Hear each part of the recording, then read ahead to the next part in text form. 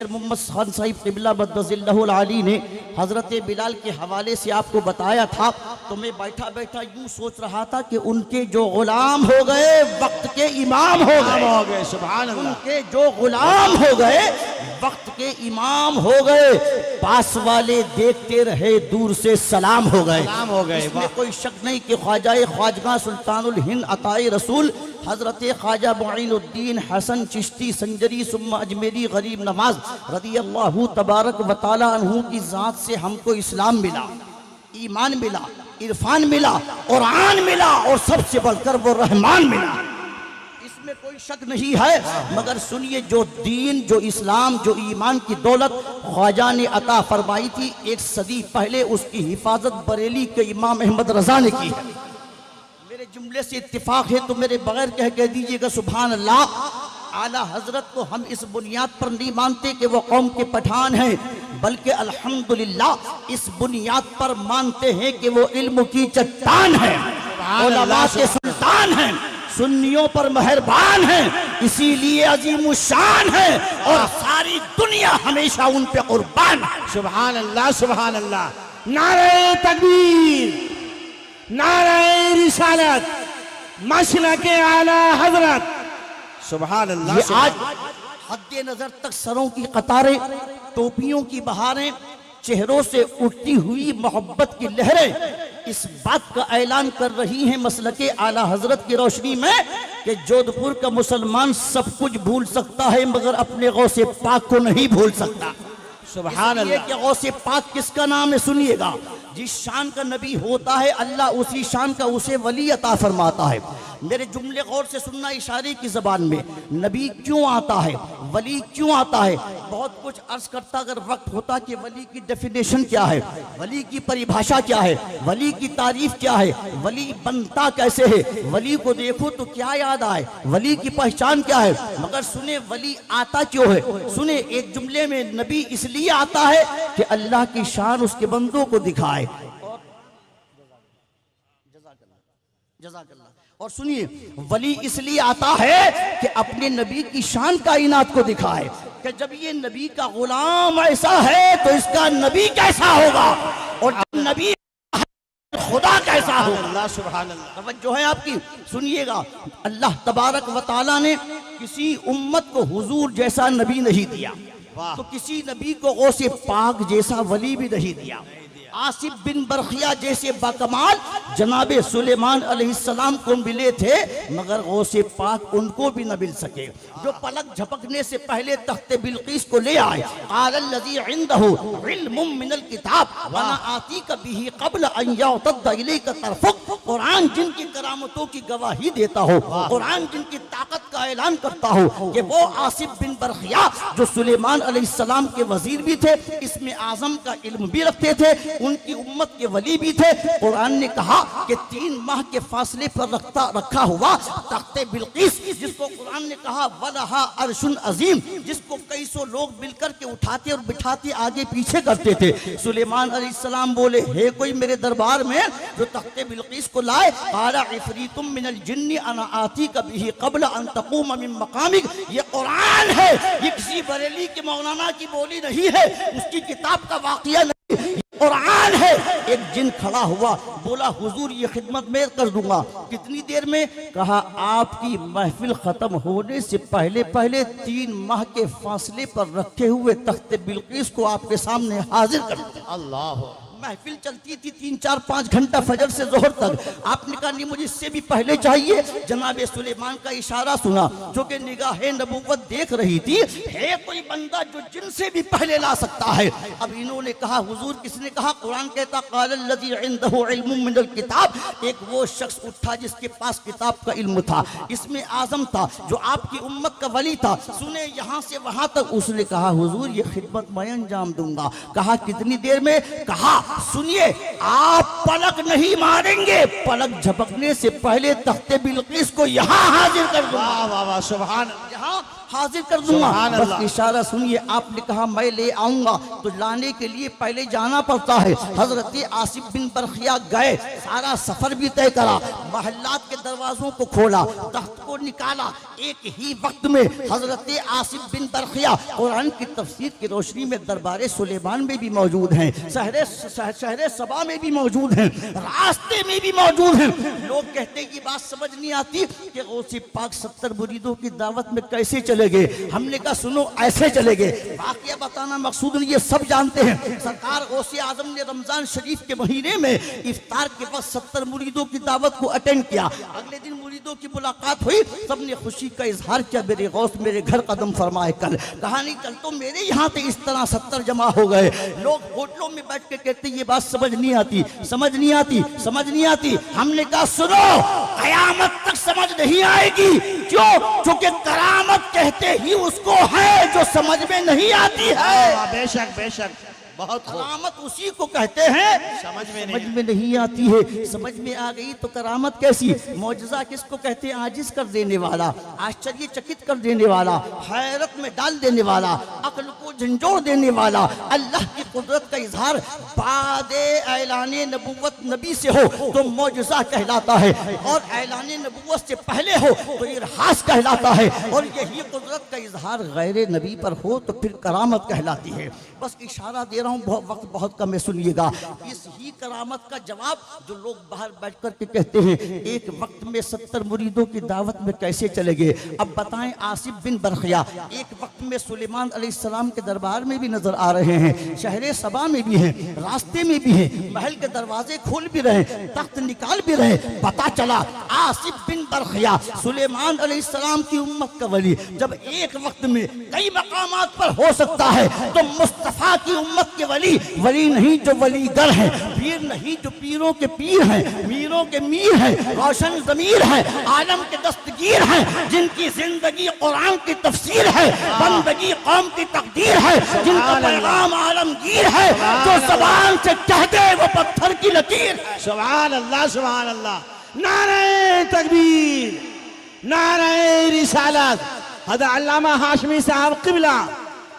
सुभान अल्लाह, सुभान अल्लाह। 7 मिनट बचे मेरे, 7 मिनट तवज्जो है। जी जी जी। वो सरकार गौसे आज़म सुभान अल्लाह महबूब सुभानी शाहबादी रामतानी शेख अब्दुल कादिर जिलानी जो वली नहीं बल्कि वलीगर है। जब सुलेमान अलैहिस्सलाम की उम्मत का वली एक वक्त में कई मकामात पर नजर आ सकता है तो गौसे पाक क्यों नजर नहीं आ सकते? अब रहा सवाल ये कि एक एतराज और होता है कि गौसे पाक ने मुर्दे को जिंदा तो किया ही मगर जिंदे को मुर्दा भी कर दिया। मशहूर वाकया है, लोग कहते हैं ना कुरान ना हदीस क्यों माने। मैंने कहा सुनो, कहते हैं कि सरकार गौसे आजम के ज़माने में वाकया नहीं बताऊंगा, बिल्कुल भी इशारा सुनिएगा। एक शख्स आया, हसद की आग में जला हुआ था, चंद लोगों को साथ लाया, मसरी पर लिटा दो, कफन पहना दो, मुर्दा बना करके ले चलो, गौसे पाक से कहो कि नमाज जनाजा पढ़ा दे। वाकया बताना मकसूद नहीं, अब जवाब सुनिए, आखिरी बात 5 मिनट के अंदर अंदर सुनिए। सरकार गौसे पाक की खानका में पहुंचे, हुजूर हमारे भाई का इंतकाल हो गया, आप चल कर के जरा नमाज़ी जनाजा पढ़ा दें। मेरे गौस ने पहले तो इनकार किया, जाओ कहीं और पढ़वा लो। जब नहीं माने तो मुसल्ले पर पहुंचे और फरमाया पढ़ा दूं नमाजे जनाजा। अल्लाह, पढ़ा दूं नमाजे जनाजा, कहा पढ़ा दो। अब जब पढ़ाया तो चूंकि सेटिंग ये थी कि दूसरी या तीसरी तकबीर में खड़ा हो जाएगा, लेकिन चूंकि गौसे पाक ने जब मैयत की नियत कर ली तो उसे कौन जिंदा कर सकता है? कहते हैं ये बात समझ नहीं आती। जुमला दे रहा हूँ कुरान की तफसीर की रोशनी में, करामतें प्यारे कभी समझ में नहीं आती हैं, समझने की कोशिश भी मत करना। हमने कहा हाँ इशारा मिलता है, सुने बाअदब बन के रहें। आखिरी हद ये है कि सुकूत इख्तियार कर लें, ज़हनो दिमाग से समझने की कोशिश न करें। युदिल्लु बिही कसीरम व यहदी बिही कसीरा, इसी कुरान को जिन्होंने अपनी अक्ल के घोड़े दौड़ा कर के पढ़ा वो गुमराह हो गए, जिन्होंने इश्क़ रसूल में डूब कर पढ़ा वो वक्त के आला हजरत बन गए, इमाम इश्क़ मोहब्बत बन गए। सुनिए अल्लाह का कुरान कहता, उलमा तशरीफ रखते, मैं आपकी तवज्जो चाहूँगा खास तौर से सुनिए। अल्लाह का कुरान कहता, या अगर मैं कुरान और हदीस से हट कर के जुमला बोलूँ मेरी बात कोई माना नहीं रखती। ये बात आपके लिए नहीं, उनके लिए जो सुबह को बैठ कर के तकदीरों पर तबसरा करते हैं। सुने, इधर देखिए मेरी तरफ, अल्लाह का कुरान कहता या साहिब इस सिजनी अम्मा अहदुकुमा फयस्की रब्बहु खमरा व अम्मल आखर फयुसलबु फताकुलु। अल्लाह का कुरान कहता है कि यूसुफ अलैहिस्सलाम के दो साथी जो कैद खाने में थे, उन्होंने कहा, मैं मफहूम पेश कर रहा हूँ कि मेरे कैद खाने के दो साथियों, तुमने मुझसे ख्वाब की ताबीर पूछी है ना कि हमने ये ख्वाब देखे हैं, जरा इसकी ताबीर तो बताएं। अल्लाह की शान देखो, हसद का आलम ये है, कैद खाने में भी हासिद पैदा हो गए, कैद खाने जैसी जगह में भी हासिद पैदा हो गए। यूसुफ अलैहिस्सलाम को देखा, जब से ये कैदी यूसुफ, चूंकि उनकी नजर में तो कैदी थे ना, कहा जब से ये कैद खाने में आए इन्होंने पूरे कैद खाने को खुदा खाना बना दिया। आखिरी जुमला 2 मिनट बचे। यूसुफ अलैहिस्सलाम के हवाले से कुरान कहता है, आपने फरमाया ए मेरे कैद खाने के दोनों साथियों, तुमने जो ख्वाब देखा है सुनो, उसकी ताबीर ये है कि एक बंदा तो सूली चढ़ाया जाएगा, उसके सर को परिंदे खाएंगे, और एक शख्स वो है कि असल में जो बहाल होगा, बादशाह का साकी बनेगा, अपनी ड्यूटी पर बहाल हो जाएगा। और से सुनना, जो होटलों में बैठकर के गौसे पाक की करामतों का मजाक उड़ाते हैं, औलिया इकराम की शान में गुस्ताखी करते हैं, सुने, यूसुफ अलैहिस्सलाम ने कहा तुम्हारी ताबीर ये है, एक रिहा होगा, साकी बनेगा, ड्यूटी पर बहाल होगा, और दूसरे की ताबीर ये है उसे सूली चढ़ाया जाएगा, फांसी चढ़ाया जाएगा, उसके सर को परिंदे खाएंगे।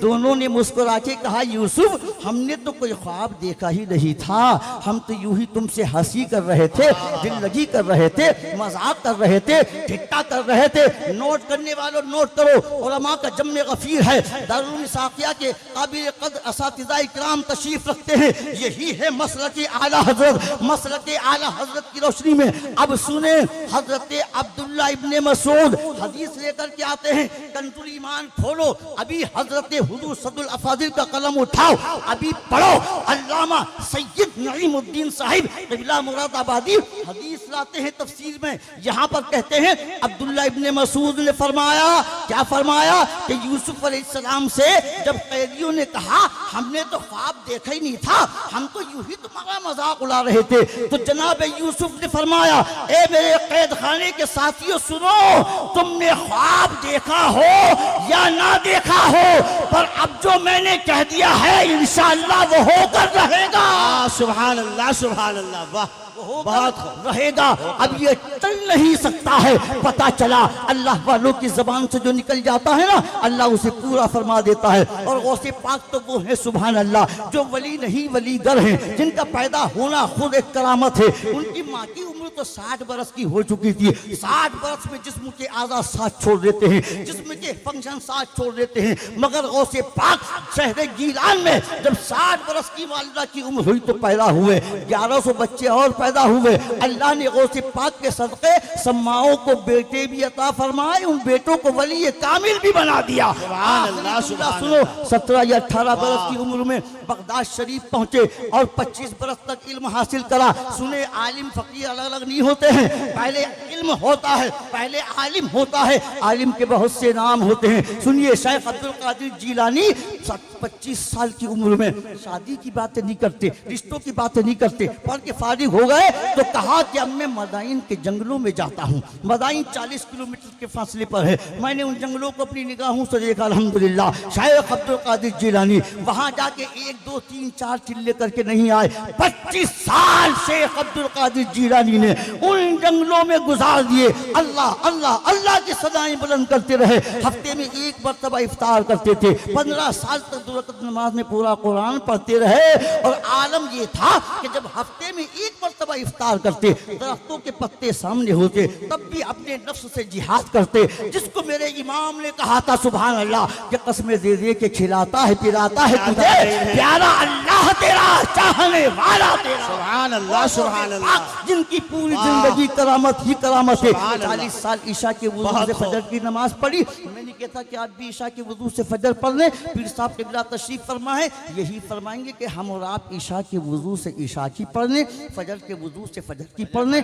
इंशाअल्लाह बेड़ा पार होगा। उनकी दाया कहती है, बेटा अब्दुल कादिर, जब तुम हमारी आगोश से मोहब्बत में पलते थे तो कभी कभी सूरज में जाके छुप जाते थे। शेख अब्दुल कादिर जिलानी फरमाती, मेरी दूध पिलाने वाली माँ, वो वक्त बचपन का वक्त था कि जब हम सूरज में जाके छुपते थे। अब आपके बेटे अब्दुल कादिर को अल्लाह ने वो मकाम और मनसब अता फरमा दिया कि ऐसे ऐसे हजारों सूरज तेरे अब्दुल कादिर में आके छुप जाते हैं। अब सूरज निकलता है तो मुझसे इजाजत तलब करता है, चांद निकलता है तो इजाजत तलब करता है, नया महीना शुरू होता है तो इजाजत तलब करता है। शेख अली इब्न हदी कहते हैं, जो आपके खलीफा भी हैं, मुरीद भी हैं, एक नया आदमी आपके खानका में आया, बोला हुजूर कान में कुछ कहने लगा, चला गया। हमने पूछा हजरत ये आने वाला शख्स कौन था? कहा ये रजब का महीना था जो मुझे खबरें देने के लिए आया था। अल्लाह का कुरान कहता है, इन्नमा वलियुकुमुल्लाहु व रसूलुहु वल्लज़ीना आमनू, बेशक अल्लाह भी तुम्हारा मददगार है, रसूल भी तुम्हारे मददगार हैं। हर मोमिन दूसरे मोमिन का मददगार। तकरीर बड़े सुकून से होती है, बहुत इत्मीनान से होती है। मैंने राजधानी की स्पीड से वक्त बचाने के लिए 15 मिनट में आपकी खिदमत कर दी। इंशाअल्लाह फिर किसी मौके पर मुझे आप बार बार सुनते रहते हैं। हमारे मेहमान खतीब उनको सुनिएगा। बस इस शेर के साथ रुखसत होता हूँ, जो गदाए दरे औलिया हो गए, जो गदाए दरे औलिया हो गए, वो जमाने के हाजत रवा हो गए, और नजदियत के सनम लापता हो गए, नजदियत के सनम लापता हो गए। क्यों? सुनो, नजदियत इस जलसा इसलिए होता है कि अकीदे की भी इस्लाह हो और आमाल की भी इस्लाह हो। अकीदे की इस्लाह भी बहुत जरूरी है। सबसे पहले अकीदे की इस्लाह होगी, फिर आमाल की इस्लाह होगी।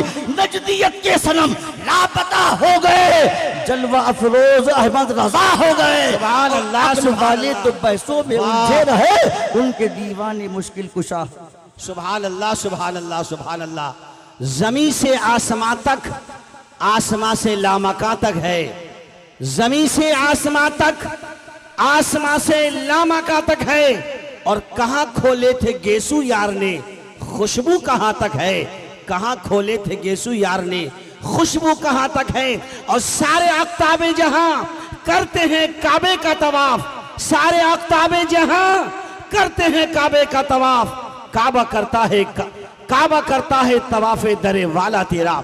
मोहतरम हजरात, एक ऐसी अजीम शख्सियत को मैंने आपके सामने सिर्फ 15 मिनट के लिए मैंने हाजिर किया था, और वाकई अल्लाह ने आपको वो मलका, वो कुव्वत, वो हिम्मत अता फरमाई है कि आपने वो काम कर दिखाया। राजधानी के जब आलम यह है तो शताब्दी का आलम क्या होगा। मोहतरम हज़रात, इन्होंने राजधानी की स्पीड में इतने अच्छे बयान किए हैं और हर बात को इस तरीके से कल्बो जिगर में बैठा दिया है कि आदमी चाहकर भी नहीं भूलेगा कि मौलाना हाशमी साहब का बयान क्या था। मोहतरम हज़रात, वक्त बहुत ज़्यादा होता जा रहा है। फजर की नमाज भी हमें जमात से पढ़नी है। अल्लाह हमें जमात से पढ़ने की तौफीक अता फरमाए, नमाज नहीं कज़ा हो, यही आज के जलसे का पैगाम है। मोहतरम हजरात, हमारे बेहतरीन मेहमान अबकरी शख्सियत जो पहली बार राजस्थान में और उसके बाद जोधपुर में, मोहतरम हजरात हैदराबाद दक्कन से हमारे जनाब पीर अबुल हसन साहब मीनाई चिश्ती और जनाब नजमुल हसन साहब मीनाई चिश्ती और कारी जावेद साहब मीनाई चिश्ती, और उनके साथ जो बिल्कुल मिलजुल कर काम करने वाले हमारे हरदिल अजीज़ मुहिब गिरामी हाफिज़ व कारी नौशादुल्लाह खान साहब, इमाम आर्मी मस्जिद जोधपुर, इनकी कोशिशों से और सिर्फ 4 दिन या 10 दिन या महीने नहीं बल्कि 2018 से मैंने सुना है ये कोशिश में लगे हुए थे कि अल्लामा अहमद साहब नक्शबंदी को किसी तरीके से जोधपुर लाया जाए, और ये अनथक कोशिश से आपने प्रोग्राम को, वो भी वक्त निकाला, रोज़ाना कलम कागज़ लेके बैठते थे, कौन सा महीना, कौन सा साल, कौन सी रात खाली है कि जोधपुर वाले को दूँ, और आखिर में बार बार इनके इसरार पर, इनके मेहनतों पर उन्होंने लब्बैक कहा और चल करके जनाब अल्लामा अहमद साहब नक्शबंदी आपके बीच यहाँ तशरीफ फरमा है। थोड़ी देर के बाद इनका बयान आप समाअत करेंगे। एक हमारे दिल पे राज करने वाले जो लखनऊ से तशरीफ लाए हैं, बहुत बेहतरीन आवाज़ है। क्या अल्लाह ने आपको कुव्वते गोयाई और अल्लाह ने क्या तरन्नुम अता फरमाया है। अल्लाह अकबर। दिल तो करता है कि पूरी रात इन्हीं को सुने, लेकिन फजर हो जाएगी तो अल्लामा को हम कब सुनेंगे। इसलिए मैं हजरत से दरख्वास्त करता हूँ कि आप आएँ और कुछ नाते पाक के चंद आप पेश करें।